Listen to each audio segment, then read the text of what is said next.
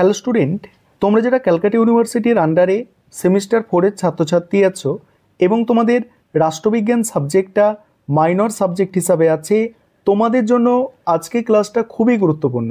আজকে ক্লাসে তোমাদের 100% কমনযোগ্য লাস্ট মিনিট সাজেশান নিয়ে আলোচনা করব।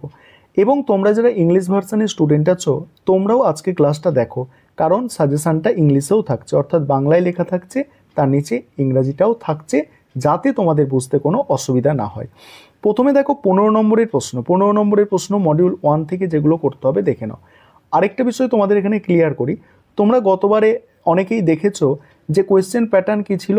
10 নম্বরের প্রশ্ন ছিল, 20 নম্বরের প্রশ্ন ছিল এবং 5 নম্বরের প্রশ্ন ছিল। দেখো ক্যালকাটা ইউনিভার্সিটিতেও কোয়েশ্চেন প্যাটার্ন জানিয়েছিল মাইনরের যে 15 নম্বরের প্রশ্ন 4টে থাকবে এবং 5 নম্বরের প্রশ্ন 3টে থাকবে। তবে তোমাদের গতবারে দেখা গিয়েছিল 10 নম্বরের 2টো এবং 20 নম্বরের 2টো এবং 5 নম্বরের ছিল কটা? 5 নম্বরের ছিল 3টে। এবারেও যদি তেমন হয়, অর্থাৎ 10 নম্বরের 2টো দেয়, 20 নম্বরের 2টো দেয় এবং 5 নম্বরের 3টে দেয়, তোমাদের চিন্তার কারণ নেই, কারণ তো যে সাজেশানগুলো তোমাদের 15 নম্বরের জন্য দিচ্ছি এগুলো 10 বা 20-র জন্য করলে একই, অর্থাৎ 10 বা 20-র জন্য করলেও হবে। তাহলে সম্পূর্ণ সাজেশানটা তোমরা দেখে নাও। এখানে মডিউল 1 থেকে যে প্রশ্নগুলো করতে হবে দেখো, আর যেগুলো এই স্টার দিয়ে চিহ্নিত করা আছে মানে কি, এগুলো হচ্ছে মোস্ট ইম্পর্টেন্ট প্রশ্ন।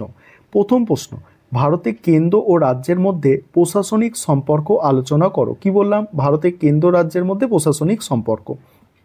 তারপরে প্রশ্ন, ভারতীয় গণপরিষদের গঠন ও কার্যাবলী আলোচনা করো। পরের প্রশ্ন আছে, ভারতের সংবিধানে উল্লেখিত ধর্মীয় স্বাধীনতার অধিকারটি আলোচনা করো। ধর্মীয় স্বাধীনতার অধিকার।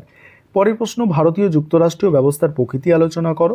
এটা কিন্তু স্টার দেওয়া নেই, তবে এটা একটু দেখে যেতে পারো তোমরা। যেগুলো স্টার দেওয়া নেই একটু দেখে যেতে পারো, এবং যেগুলো স্টার দিয়ে চিহ্নিত করা আছে মানে কি, এগুলো হচ্ছে তোমাদের জন্য মোস্ট ইম্পর্টেন্ট প্রশ্ন। ঠিক আছে, পরের প্রশ্ন কি আছে, ভারতের রাষ্ট্রপতির জরুরি ক্ষমতা আলোচনা করো। নেক্সট প্রশ্ন দেখো, নেক্সট প্রশ্ন, ভারতের সংবিধানে উল্লেখিত সাম্যের অধিকার, আরেকটি হচ্ছে স্বাধীনতার অধিকার আলোচনা করো। পরের প্রশ্ন, রাষ্ট্রপতি ও প্রধানমন্ত্রীর মধ্যে সম্পর্ক আলোচনা করো। এটা গেল মডিউল 1 থেকে, এবং যেগুলো অধিক গুরুত্বপূর্ণ সেগুলো স্টার দিয়ে চিহ্নিত করা হয়েছে। এবার দেখো মডিউল 2। মডিউল 2টা এবার দেখে নাও। 2 নম্বর মডিউল। 2 নম্বর মডিউল থেকে প্রথম যে প্রশ্ন আছে দেখো, ভারতে সংসদীয় কমিটি ব্যবস্থার উপর টিকা, মোস্ট ইম্পর্টেন্ট, তাই সেটা স্টার দিয়ে চিহ্নিত করা আছে। পরের প্রশ্ন, সংবিধানের কার্যাবলী পুনর্বিবেচনার জন্য গঠিত জাতীয় কমিশনের প্রস্তাবগুলি আলোচনা করো। তারপরের প্রশ্ন, পরের প্রশ্ন হচ্ছে, ভারতে বিচার বিভাগের সক্রিয়তার ওপর একটি টিকা লেখো। বিচার বিভাগের সক্রিয়তার ওপর একটি টিকা। পরের প্রশ্ন আছে, লোকসভার স্পিকারের ভূমিকা আলোচনা করো। লোকসভার স্পিকারের ভূমিকা আলোচনা করো। তারপরের প্রশ্ন, ভারতের যে কোনো একটি রাজ্যে হাইকোর্টের কার্যাবলী বর্ণনা করো। হাইকোর্টের কার্যাবলী বর্ণনা করো।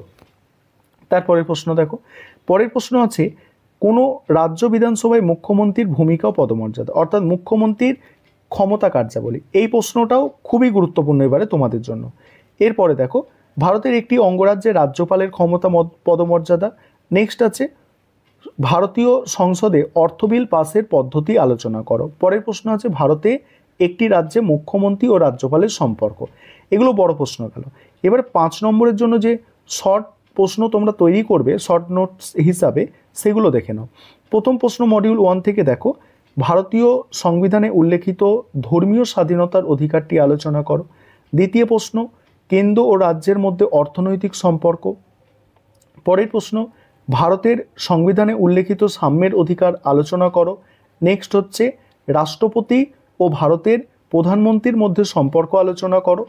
পরের প্রশ্ন, ভারতীয় সংবিধানে উল্লেখিত সাম্যের অধিকার, ভারতীয় সংবিধান প্রস্তাবনার গুরুত্ব। যেগুলো স্টার দিয়ে আছে মানে কি, এগুলো মোস্ট ইম্পর্টেন্ট। পরের প্রশ্ন, মৌলিক অধিকার ও মৌলিক কর্তব্যের মধ্যে পার্থক্য। আর নেক্সট আছে, ভারতের প্রধানমন্ত্রী ও কার্যাবলীর মধ্যে পার্থক্য। দেখো তারপরে মডিউল 2 থেকে দেখো, দেখো এই যে সাজেশানটা আমি আজকে দিলাম তোমাদের, এটা তোমরা যারা অনার্সের মাইনর হিসাবে রাষ্ট্রবিজ্ঞান পড়ছো তোমরাও পড়বে, এবং তোমরা যারা এমডিসি কোর্সে মাইনর হিসাবে রাষ্ট্রবিজ্ঞান পড়ছো তোমরাও পড়বে। সেক্ষেত্রে প্রশ্নের সংখ্যা একটু বেশি মনে হতে পারে, তবে একটা জিনিস মনে করে দেখো যে অনার্সের প্রশ্ন এবং জেনারেলদের প্রশ্ন কিছু কিছু ক্ষেত্রে আলাদা হবে। ঠিক আছে, অর্থাৎ সব প্রশ্ন তাদের মিলবে না, তাই সাজেশানটা একটু বেশি দেওয়া আছে প্রশ্ন, যাতে প্রত্যেক ছাত্রছাত্রী তোমরা কমন পেতে পারো। কারণ একটা পরীক্ষা যখন হয়ে যাবে তখন আরেকটা ক্লিয়ার হয়ে যাবে, আরেকটা স্টুডেন্টদের কাছে একটা ক্লিয়ার আসবে। কিন্তু এখন কিন্তু এটা একটা যতক্ষণ না পরীক্ষা হচ্ছে সেই নিয়ে কিন্তু ক্লিয়ারভাবে কিছু বলা যাচ্ছে না, সেই জন্য একটু প্রশ্ন বেশি দেওয়া হয়েছে যাতে কারো সাপ্লিটা অন্তত না আসে। দেখো পরের প্রশ্ন কি আছে, লোকসভার স্পিকারের ভূমিকা। নেক্সট আছে ভারতের যে কোনো একটি রাজ্যে হাইকোর্টের কার্যাবলী আলোচনা করো। পরের প্রশ্ন, লোকসভা ও রাজ্যসভার সাংবিধানিক সম্পর্ক। এগুলো 5 নম্বরে।